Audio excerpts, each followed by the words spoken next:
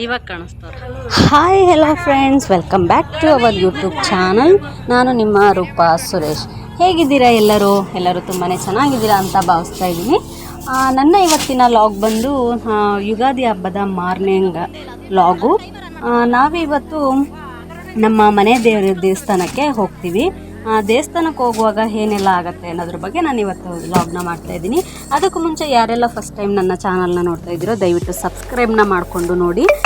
ನಾನಿವತ್ತು ಮಾರ್ನಿಂಗು ಎದ್ದ ತಕ್ಷಣ ಫಸ್ಟು ಮನೆಯೆಲ್ಲ ಕ್ಲೀನ್ ಮಾಡ್ಕೊಂಡ್ಬಿಟ್ಟು ಇವಾಗ ಸ್ನಾನನ ಮುಗಿಸ್ಕೊಂಡು ಬಂದೆ. ನಾವು ಇವತ್ತು ಕೂಡ ದೇವ್ರ ಮನೆಯೆಲ್ಲ ಕ್ಲೀನ್ ಮಾಡ್ಕೊಬೇಕು. ದೇವ್ರ ಮನೆ ಅಡುಗೆ ಮನೆ ಎರಡನ್ನೂ ಕೂಡ ಕ್ಲೀನ್ ಮಾಡಿಕೊಂಡು ಮಡಿಯಿಂದ ಅಡುಗೆನ ಮಾಡಿ ಬುತ್ತಿಯನ್ನು ಕಟ್ಕೊಳ್ಳೋದು ನಮ್ಮ ಒಂದು ಸಂಪ್ರದಾಯ ಆಗಿರುತ್ತೆ. ಸೊ ಬುತ್ತಿನ ಕಟ್ಕೊಂಡು ನಮ್ಮ ಮನೆ ದೇವಸ್ಥಾನಕ್ಕೆ ಹೋಗ್ತೀವಿ. ಹುಳಿಯನ್ನು ಮತ್ತು ಮೊಸರು ಅನ್ನನ ಮಾಡಿಬಿಟ್ಟು ದೇವರಿಗೆ ನೈವೇದ್ಯಕ್ಕೆ ಇಟ್ಟು ಮತ್ತು ಅದನ್ನು ವಡಾಳ ಅಂತ ಹೇಳಿ ಬರುತ್ತೆ, ಬುತ್ತಿ ಎಲೆ ಅಂತ ಕೂಡ ಹೇಳ್ತಾರೆ. ಅದನ್ನು ತೊಗೊಬಂದು ಅದರಲ್ಲಿ ಹುಳಿಯನ್ನು ಮತ್ತು ಮೊಸರನ್ನು ಎರಡನ್ನೂ ಕೂಡ ಸಪ್ರೇಟ್ ಹಾಕಿ ಈ ರೀತಿ ಕಟ್ಟಿ ಅದನ್ನು ದೇವ್ರ ಮುಂದೆ ಇಟ್ಟು ಪೂಜೆನ ಮಾಡಿ ಅದನ್ನು ನಮ್ಮ ಮನೆ ದೇವಸ್ಥಾನಕ್ಕೆ ತೊಗೊಂಡೋಗ್ತೀವಿ. ಇದು ನಮ್ಮ ಪದ್ಧತಿ ಆವಾಗಿಂದ ನಡ್ಕೊಂಡು ಬಂದಿರುವಂಥದ್ದು. ಸೊ ಇವಾಗ ನಾವು ಎಲ್ಲರೂ ಹೊರಟಿದ್ದೀವಿ ರೆಡಿಯಾಗಿ. ನಾವೊಂದಷ್ಟು ಜನ ಆಟೋದಲ್ಲಿ ಹೊರಟಿದ್ದೀವಿ. ಮತ್ತು ಹಿಂದೆಗಡೆ ಒಂದು ಕಾರ್ ಬರ್ತಿದೆ ನೋಡಿ, ಅದು ನಮ್ಮ ಭಾವ ಅವರ ಕಾರು. ಸೊ ನಮ್ಮ ಮನೆ ದೇವಸ್ಥಾನ ಇರೋದು ಬೊಪ್ಪೇಗೌಡನಪುರದಲ್ಲಿ.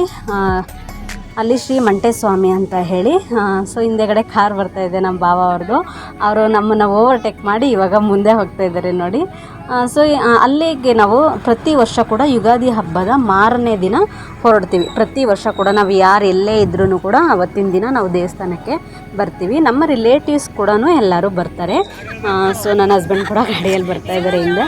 ಅವರು ಬೆಳಗ್ಗೆನೇ ಶಾಪಿಗೆ ಹೋಗಿದ್ರು. ನೀವು ಎಲ್ಲ ಮುಗಿಸೋ ಅಷ್ಟೊತ್ತಿಗೆ ಟೈಮ್ ಆಗುತ್ತೆ, ನಾನು ಅಷ್ಟರಲ್ಲಿ ಶಾಪಿಗೆ ಹೋಗಿರ್ತೀನಿ, ಅಲ್ಲಿಂದನೇ ನಾನು ಡೈರೆಕ್ಟ್ ಬರ್ತೀನಿ ಅಂತ ಹೇಳಿ. ಸೊ ಎಲ್ಲರೂ ರೇಗಿಸ್ತಾ ಇದ್ರು, ನನಗೆ ಹಾಡು ಹೇಳ್ಕೊಂಡು ಬರೋಕ್ಕೆ ಹೇಳು, ಒಬ್ಬನೇ ಬರ್ತಾಯಿದ್ದಾನೆ ಅಂತ. ಸೊ ಇವಾಗ ನಾವು ದೇವಸ್ಥಾನಕ್ಕೆ ತಲುಪಿದ್ವಿ. ಶ್ರೀ ಬೊಪ್ಪೇಗೌಡನಪುರ ಮಂಟೇಸ್ವಾಮಿಯವರ ದೇವಸ್ಥಾನ. ನಾವಿವತ್ತು ಮಠ ನುಗ್ಗೋದು ಅಂತ ಹೇಳ್ತಾರೆ ನಮ್ಮ ಕಡೆ ಎಲ್ಲ. ಸೊ ಇದು ಮಳವಳ್ಳಿಯಲ್ಲಿ ಮೂಲ ದೇವಸ್ಥಾನ ಇರೋದು. ಅಲ್ಲಿ ಕಪ್ಪಡಿ ದೇವಸ್ಥಾನದಲ್ಲಿ ತುಂಬಾ ಗ್ರ್ಯಾಂಡಾಗಿ ನಡೀತಾ ಇರುತ್ತೆ. ಅಲ್ಲಿಂದ ದೇವರು ಇವತ್ತು ಇಲ್ಲಿಗೆ ಬರ್ತಾರೆ ಅಂತ ಒಂದು ಪದ್ಧತಿ. ಇದು ನನಗೆ ಗೊತ್ತಿರೋ ಪ್ರಕಾರ. ಅಕಸ್ಮಾತ್ ಏನಾದರೂ ತಪ್ಪು ಹೇಳ್ತಾ ಇದ್ದರೆ ದಯವಿಟ್ಟು ಕ್ಷಮಿಸಿ. ಸೊ ಇದು ಇವತ್ತು ಮಠ ನುಗ್ಗೋದು ಅಂತ ಹೇಳ್ತಾರೆ, ಹಂಗಾಗಿ ಎಲ್ಲರೂ ಬರ್ತಾರೆ. ಸೊ ಇಲ್ಲಿ ನಾವೀಗ ಎಲ್ಲರೂ ಬಂದು ಸೇರಿದ್ದೀವಿ. ಬಸ್ಸಲ್ಲಿ ಬಂದಿರೋರಾಗ್ಬೋದು, ಕಾರಲ್ಲಿ ಬಂದಿರೋರಾಗ್ಬೋದು, ಆಟೋದಲ್ಲಿ ಬಂದಿರೋರಾಗ್ಬೋದು, ಗಾಡಿಯಲ್ಲಿ ಬಂದಿರೋರಾಗ್ಬೋದು. ಸೊ ಎಲ್ಲರೂ ಕೂಡ ಇಲ್ಲಿ ನಾವು ನಮ್ಮ ರಿಲೇಟಿವ್ಸ್ ಎಲ್ಲರೂ ಕೂಡ ಬಂದು ಸೇರಿದ್ದೀವಿ. ನಮ್ಮ ಅತ್ತಿಗೆರು ಎಲ್ಲರೂ ಬರ್ತಾರೆ. ನಮ್ಮ ಅಪ್ಪ ಅಮ್ಮ ಬರ್ತಾಯಿದ್ರು. ಈ ಸಲ ಶೋಭಾ ಇರೋದ್ರಿಂದ ಅಮ್ಮ ಕೂಡ ಬಂದಿಲ್ಲ. ಸೊ ನಾವು ರಿಲೇಟಿವ್ಸ್ ಎಲ್ಲರೂ ಸೇರಿ ಆದಮೇಲೆ ಎಲ್ಲರ ಹತ್ರನೂ ಕೂಡ ಅಮೌಂಟನ್ನು ಕಲೆಕ್ಟ್ ಮಾಡ್ತೀವಿ. ಅದು ಅವರ ಇಷ್ಟ, ಅವರಿಗೆ ಎಷ್ಟು ಕೊಡಬೇಕಂತ ಅನಿಸುತ್ತೋ ಅಷ್ಟು ಕೊಡ್ಬೋದು. 50, 100 ಅವರ ಶಕ್ತಿಯಾನುಸಾರ, ಅವರ ಇಷ್ಟಾನುಸಾರ ಅವರು ಅಮೌಂಟನ್ನು ಕೊಡ್ತಾರೆ. ಸೊ ಎಲ್ಲರ ಹತ್ರ ಒಬ್ಬರು ಅಮೌಂಟನ್ನ ಕಲೆಕ್ಟ್ ಮಾಡ್ತಾರೆ. ಕಲೆಕ್ಟ್ ಮಾಡಿ ಬಾಳೆಹಣ್ಣು ಮತ್ತು ಪಂಚಾಮೃತಕ್ಕೆ ಬೇಕಾದಂಥ ಪದಾರ್ಥಗಳನ್ನೆಲ್ಲ ತೊಗೊಂಬರ್ತಾರೆ. ಇಲ್ಲಿ ನಮ್ಮ ಈ ಮನೆ ದೇವರಿಗೆ ಮಂಟೇಸ್ವಾಮಿಯವರಿಗೆ ಹಣ್ಣು ಸಕ್ಕರೆ ಅಂತ ಹೇಳಿದ್ರೆ ತುಂಬಾ ಪ್ರಿಯವಾದಂಥ ಒಂದು ಹರಕೆ ಅಥವಾ ಏನು ನೈವೇದ್ಯ ಅಂತ ಹೇಳ್ಬೋದು. ಹಾಗಾಗಿ ಎಲ್ಲರೂ ಕೂಡ ಇಲ್ಲಿ ಅದೇ ನೈವೇದ್ಯವನ್ನು ಮಾಡ್ತಾರೆ. ಅದು ಹರಕೆ ಕೂಡ ಮಾಡ್ಕೊಳ್ತಾರೆ. ಕಜ್ಜಾಯ ತುಪ್ಪ ಮತ್ತು ಹಣ್ಣು ಸಕ್ಕರೆನ ಹರಕೆ ಮಾಡ್ಕೊತಾರೆ ತುಂಬ ಜನ. ಇಲ್ಲಿ ಎಲ್ಲ ಕಡೆ ನೋಡಿದ್ರು ಹಣ್ಣು ಸಕ್ಕರೆ ಮಾಡ್ತಾಯಿರ್ತಾರೆ ಇವತ್ತು. ಸೊ ಹಂಗಾಗಿ ನಾವು ಕೂಡ ಎಲ್ಲರೂ ಸೇರಿ ಮಾಡ್ತೀವಿ. ನಾವು ಯಾರ್ಯಾರು, ನಾನು ಆಗಲೇ ಹೇಳ್ದಂಗೆ ಯಾರ್ಯಾರೆಲ್ಲ ಹೋಗಿರ್ತೀವೋ ಎಲ್ಲರೂ ಸೇರಿ ಇಲ್ಲಿ ಇವಾಗ ಹಣ್ಣು ಸಕ್ಕರೆನ ಮಾಡ್ತಾಯಿದ್ದೀವಿ. ಸೊ ಹಣ್ಣು ಸಕ್ಕರೆ ಮಾಡ್ತಾ ಇರಬೇಕಾದ್ರೆ ಎಲ್ಲರೂ ಕೇಳ್ತಾಯಿದ್ರು, ವಿಡಿಯೋ ಮಾಡ್ಕೊಳ್ಳಲ್ವ ಇವಾಗ ಅಂತೇಳಿ. ಸೊ ನಾನು ಮರೆತರೂ ಕೂಡ ನನ್ನ ಸುತ್ತಮುತ್ತ ಇರೋರು ಎಲ್ಲರೂ ಕೇಳ್ತಾ ಇರ್ತಾರೆ, ವಿಡಿಯೋ ಮಾಡ್ಕೊಳ್ಳಲ್ವಾ ಅಂತ. ಹಾಗಾಗಿ ಇದು ವಿಡಿಯೋನ ಮಾಡ್ತಾಯಿದ್ರು ನಮ್ಮ ಮನೆಯವರು. ನನ್ನನ್ನೇ ನೀನೇ ಕಾಣಿಸ್ತಿಲ್ವಲ್ಲೇ ಅಂತ ಇದ್ರು, ಅದಕ್ಕೆ ಆ ಕಡೆಯಿಂದ ಬಂದು ವಿಡಿಯೋ ಮಾಡಿ ಅಂತ ಹೇಳ್ತಾ ಇದ್ದೆ. ಸೊ ನಾವು ಸಿಸ್ಟರ್ಸ್ ಎಲ್ಲ ಸೇರಿದಾಗ ಗೊತ್ತೇ ಇದೆ ನಿಮಗೆ. ಸೊ ಎಲ್ಲರೂ ನಗಾಡಿಕೊಂಡು ಮಾತಾಡಿಕೊಂಡು ಎಂಜಾಯ್ ಮಾಡಿಕೊಂಡು ಹಣ್ಣು ಸಕ್ಕರೆನ ರೆಡಿ ಮಾಡ್ತಾಯಿದ್ದೀವಿ.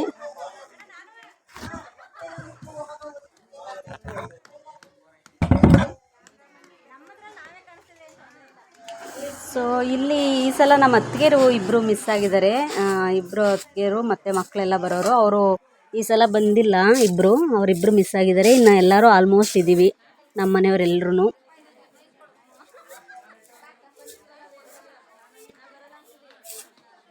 ಸೊ ಇವಾಗ ರೆಡಿ ಆಗ್ತಾಯಿದೆ. ಇದು ರೆಡಿ ಆಗಿದ ತಕ್ಷಣ ನಾವು ಎಲ್ಲ ರೆಡಿ ಮಾಡಿಬಿಟ್ಟು ಇದನ್ನು ದೇವರಿಗೆ ನೈವೇದ್ಯಕ್ಕೆ ಕೊಟ್ಟು ಕಳಿಸ್ತೀವಿ, ಪೂಜೆಗೆ ಮತ್ತು ನೈವೇದ್ಯಕ್ಕೆ ಅಂತ ಹೇಳಿ. ನೈವೇದ್ಯ ಮಾಡಿಸ್ಕೊಂಡು ತೊಗೊಂಡು ಬಂದು ಆಗಿದ್ಮೇಲೆ ಇಲ್ಲಿ ನಾವು ಯಾರೆಲ್ಲ ಕೂತಿರ್ತೀವೋ ಎಲ್ಲರಿಗೂ ಕೂಡ ಅದನ್ನು ಹಂಚ್ತೀವಿ.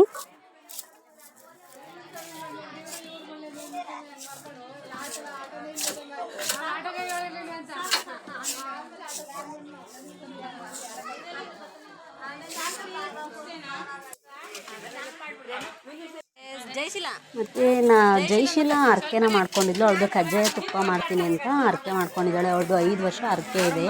ಇವಾಗ 3 ವರ್ಷಗಳೇನೋ ಮಾಡಿದ್ದಾಳೆ. ಇವಾಗ ನಮ್ಮದು ಪ್ರಸಾದ ಎಲ್ಲ ರೆಡಿ ಆಯಿತು. ಈಗ ನಾವು ಪೂಜೆಗೆ ಕೊಟ್ಟು ಕಳಿಸ್ತಾ ಇದ್ದೀವಿ.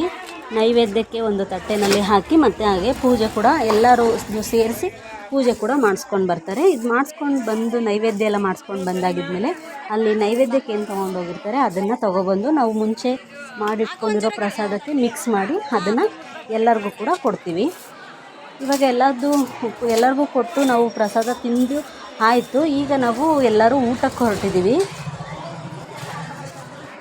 ಅಲ್ಲಿ ತುಂಬಾ ರಶ್ ಇರುತ್ತೆ ದೇವಸ್ಥಾನ ಅಂತೂ. ಇವಾಗ ಹಬ್ಬ ಅಂತ ಅಲ್ಲ, ಪ್ರತಿ ಅಮಾವಾಸ್ಯೆ ಪೌರ್ಣಮಿಗೆ ಹೋದರೂ ಕೂಡ ಅಲ್ಲಿ ಕಾಲು ಹಾಕೋದಕ್ಕೆ ಜಾಗ ಇರೋಲ್ಲ, ಅಷ್ಟು ರಶ್ ಇರುತ್ತೆ. ಮತ್ತು ಅಲ್ಲಿ ತಡೆ ಹೊಡೆಯೋದು ಅದೆಲ್ಲ ಇರ್ತದೆ. ಹಾಗಾಗಿ ತುಂಬಾ ರಶ್ ಇರುತ್ತೆ ಯಾವಾಗಲೂ. ಸೊ ರಶಲ್ಲಿ ಹಿಂಗೋ ಮಾಡ್ಕೊಂಡು ಬಂದ್ವಿ. ನೋಡಿ ಎಷ್ಟು ಜನ ಇದ್ದಾರೆ ಅಲ್ಲಿ ಊಟದ ಹತ್ರ ಅಂತ ಹೇಳಿ. ಅಂದರೆ ಒಳಗಡೆ ಊಟಕ್ಕೆ ಬಡಿಸ್ತಾರೆ. ಇವತ್ತು ಅಂದರೆ ತುಂಬ ಜನ ಇರೋದ್ರಿಂದ ಒಂದು ಸ್ವಲ್ಪ ಗಲಿಬಿಲಿ ಆಗಿಬಿಡುತ್ತೆ. ಸೆಕೆ ಬೇರೆ, ಒಳಗಡೆ ಕುತ್ಕೊಳ್ಳೋಕೆ ಕಷ್ಟ ಆಗುತ್ತೆ ಅಂತ ಹೊರಗಡೆ ಊಟ ಬಡಿಸ್ತಾಯಿದ್ರು. ಸೊ ನಮ್ಮ ಮನೆಯಲ್ಲಿ ಇಲ್ಲಿ ಎಲ್ಲರೂ ನಮ್ಮ ಮನೆಯವರೆಲ್ಲ ಹೇಗೆ ಅಂತ ಹೇಳಿದ್ರೆ ಯಾರು ಅಲ್ಲಿ ಗಿಡಿಸಿ ಅಂತ ಹೇಳೋ ತನಕ ಏನು ಕಾಯಲ್ಲ. ಸೊ ಎಲ್ಲರೂ ಹೋಗಿ ಅವರೇ ತಮ್ಮ ಇಚ್ಛೆಯಂತೆ ಅಲ್ಲಿ ಹೋಗಿ ಊಟಕ್ಕೆ ಬಡಿಸೋದಾಗಿರ್ಬೋದು ಅದೆಲ್ಲ ಹೆಲ್ಪ್ ಮಾಡ್ತಾರೆ. ರಮೇಶ, ಮಹೇಶ, ಗಿರೀಶ, ಮಂಟೇಶ ಎಲ್ಲರೂ ಕೂಡ ಊಟಕ್ಕೆ ಕೂಡ ಬಡಿಸೋದಕ್ಕೆ ಅಂತ ಹೋದರು. ಸೊ ಎಲ್ಲರೂ ಇಲ್ಲಿ ಊಟ ಮಾಡಿಕೊಂಡು ಬರ್ತೀವಿ.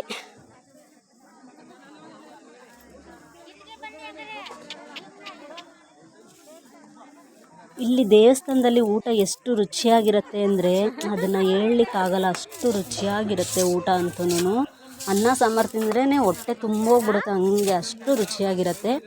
ಸೊ ಈಗ ಊಟ ಎಲ್ಲ ಮುಗಿಸ್ಕೊಂಡು ಬಂದ್ವಿ ನಾವು. ಇಲ್ಲಿ ಅಣ್ಣ ತಮ್ಮಂದ್ರೆಲ್ಲರೂ ಮಾತಾಡ್ಕೊತ ನಿಂತ್ಕೊಂಡಿದ್ದಾರೆ ನೋಡಿ. ಎಲ್ಲರೂ ನಮ್ಮ ಭಾವ, ನನ್ನ ಹಸ್ಬೆಂಡು, ನನ್ನ ಮೈದ್ನಂದರು, ನಮ್ಮ ಮಾವ ಎಲ್ಲರೂ. ಅದಕ್ಕೆ ಸ್ವಲ್ಪ ಎಲ್ಲರೂ ಹಂಗೆ ಹಿಂಗೆ ಈ ಕಡೆ ತಿರುಗಿ ಒಂದು ಫೋಟೋ ವೀಡಿಯೋ ಮಾಡ್ತೀನಿ ಅಂತ ಹೇಳಿದೆ. ಸೊ ಎಲ್ಲರೂ ಈ ಕಡೆ ತಿರುಗಿದ್ರು. ಆವಾಗ ಒಂದು ವೀಡಿಯೋ ಕ್ಲಿಕ್ ಮಾಡಿದ್ವಿ. ಆಮೇಲೆ ಎಲ್ಲ ಜೆಂಟ್ಸ್ ಯಾರೆಲ್ಲ ಇದ್ದಾರೋ ಎಲ್ಲರೂ ಬಂದು ನಿಂತ್ಕೊಂಬಿಡಿ ಅಂತ ಹೇಳ್ಬಿಟ್ಟು ಎಲ್ಲರೂ ಬಂದು ನಿಂತ್ಕೊಂಡು ಅದೊಂದು ವೀಡಿಯೋನ ಮಾಡಿದ್ವಿ. ಅದಾದಮೇಲೆ ನಮ್ಮದು ಕೂಡ ಕ್ಲಿಕ್ ಮಾಡಿ ಅಂತ ಹೇಳ್ಬಿಟ್ಟು ನಮ್ಮದು ಕೂಡ ಒಂದು ವೀಡಿಯೋ ಫೋಟೋ ಎಲ್ಲ ಮಾಡ್ಕೊಂಡ್ವಿ.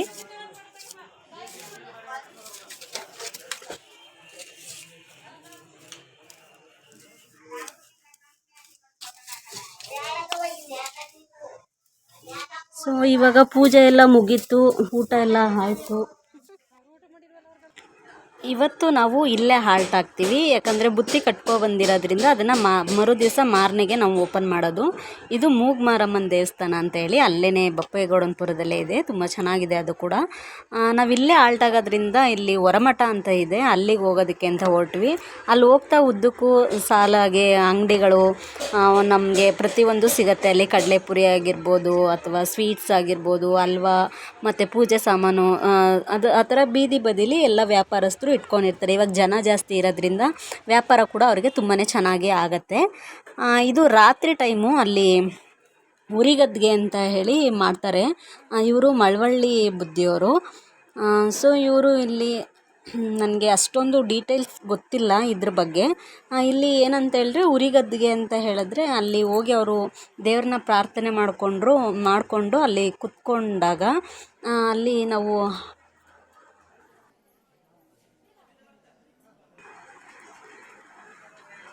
ಭತ್ತ ಆ ಥರದ್ದೇನಾದ್ರೂ ಹಾಕಿದಾಗ ಅಲ್ಲಿ ಅದು ಅವ್ಲ್ ರೀತಿ ಆಗತ್ತಂತೆ. ಸೊ ಅದನ್ನು ಅವರು ಉರಿಗದ್ಗೆ ಅಂತ ಹೇಳ್ತಾರೆ. ನನಗೆ ಅದು ಏನಕ್ಕೆ ಹಂಗೆ ಮಾಡ್ತಾರೆ ಅಂತ ಡೀಟೇಲಾಗಿ ನನಗೆ ಗೊತ್ತಿಲ್ಲ. ದೊಡ್ಡವ್ರನ್ನೇನಾದರೂ ಕೇಳಬೇಕು ಅಂತ ಅಂದ್ಕೊಂಡೆ, ಬಟ್ ಕೇಳೋಕ್ಕಾಗಿಲ್ಲ. ಸೊ ಅದೇ ಅಲ್ಲಿ ನಾವು ಭತ್ತ ಆ ಥರದ್ದು ಏನಾದರೂ ಹಾಕಿದಾಗ ಅದು ಚಟಪಟ ಅಂತ ಸಿಡಿದು ಅವ್ಲ್ ರೀತಿ ಆಗುತ್ತೆ ಅಥವಾ ಕಡಲೆಪುರಿ ಥರ ಆಗುತ್ತೆ.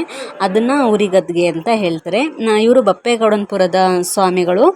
ಅವರು ಕೂಡ ಅದೇ ಥರ ಅಲ್ಲಿ ಇಲ್ಲೇ ಅನಿಸುತ್ತೆ ಅದು ಉರಿಗದ್ಗೆ ಆಗೋದು ಇಲ್ಲೇನೆ, ಭತ್ತನ ಹಾಕೋದು ಅಂತ ಅನಿಸುತ್ತೆ. ಅವರು ಧ್ಯಾನ ಮಾಡ್ತಾ ಕೂತ್ಕೊಂಡಾಗ ಆ ಥರ ಆಗತ್ತೆ. ಸೊ ಅಲ್ಲಿಂದ ನಾವು ಕಾಡ್ಮಠಕ್ಕೆ ಬಂದ್ವಿ. ಅಲ್ಲಿ ನಾವು ಒಂದಷ್ಟು ಫನ್ನನ್ನು ಮಾಡಿದ್ವಿ, ಮ್ಯೂಸಿಕಲ್ ಚೇರ್ ಆಡಿದ್ವಿ, ಒಂದಷ್ಟು ಎಂಜಾಯ್ ಮಾಡಿದ್ವಿ. ಅದಾದಮೇಲೆ ಅಲ್ಲಿ ಸ್ವಲ್ಪ ಕ್ಲೀನಿಂಗ್ ಎಲ್ಲ ಮಾಡ್ಕೊಡೋಕೆ ಹೇಳಿದ್ರು, ಕ್ಲೀನಿಂಗ್ ಎಲ್ಲ ಮಾಡಿದ್ವಿ. ಅದರದ್ದೆಲ್ಲ ವೀಡಿಯೋಸ್ ನೀವು ಮುಂಚೆನೇ ಅಪ್ಲೋಡ್ ಮಾಡಿದ್ದೀನಿ, ನೋಡಿರ್ತೀರ. ಸೊ ನಾವು ನಾಳೆದೆಲ್ಲ ಏನೆಲ್ಲ ಆಗುತ್ತೆ ಅನ್ನೋದನ್ನು ನಾನು ನಾಳೆ ವಿಡಿಯೋನಲ್ಲೇ ಹಾಕ್ತೀನಿ. ಸೊ ಇದಾಗಿತ್ತು ನನ್ನ ಇವತ್ತಿನ ಈ ವಿಡಿಯೋ. ನಿಮಗೆ ಇಷ್ಟ ಆಗಿದರೆ ಲೈಕ್ ಮಾಡಿ, ಶೇರ್ ಮಾಡಿ, ಕಮೆಂಟ್ ಮಾಡೋದನ್ನು ಮರಿಬೇಡಿ. ಹಾಗೆಯೇ ದಯವಿಟ್ಟು ಸಬ್ಸ್ಕ್ರೈಬ್ ಮಾಡಿಕೊಂಡು ನೋಡಿ. ನನಗೆ ಅನ್ಸಬ್ಸ್ಕ್ರೈಬರ್ ವ್ಯೂಸು ಜಾಸ್ತಿ ಬರ್ತಾಯಿದೆ, ಸಬ್ಸ್ಕ್ರೈಬರ್ ವ್ಯೂಸು ಕಡಿಮೆ ಬರ್ತಾಯಿದೆ. ಹಾಗಾಗಿ ಯಾರೆಲ್ಲ ನೋಡ್ತಾ ಇದ್ದೀರೋ ದಯವಿಟ್ಟು ಸಬ್ಸ್ಕ್ರೈಬ್ನ ಮಾಡಿಕೊಂಡು ನೋಡಿ ಅಂತ ಹೇಳ್ತಾ, ನಾಳೆ ಬುತ್ತಿ ಬಿಚ್ಚೋ ವೀಡಿಯೋಸ್ನ ಕೂಡ ನಾನು ಕಂಪ್ಲೀಟಾಗಿ ನಿಮಗೆ ತೋರಿಸ್ತೀನಿ. ನಾವು ಯಾಕೆ ಬುತ್ತಿ ಕಟ್ಟೋದು ಮತ್ತು ಅದನ್ನು ಬಿಚ್ಚಿ ಏನೆಲ್ಲ ಮಾಡ್ತೀವಿ ಅಂತ ಅನ್ನೋದ್ರ ಬಗ್ಗೆ. ಸೊ ಇದಾಗಿತ್ತು ನನ್ನ ಇವತ್ತಿನ ಈ ವಿಡಿಯೋ. ಮೀಟ್ ಮಾಡೋಣ ನೆಕ್ಸ್ಟ್ ವಿಡಿಯೋದಲ್ಲಿ. ಅಲ್ಲಿ ತನಕ ಬಾಯ್, ಟೇಕ್ ಕೇರ್.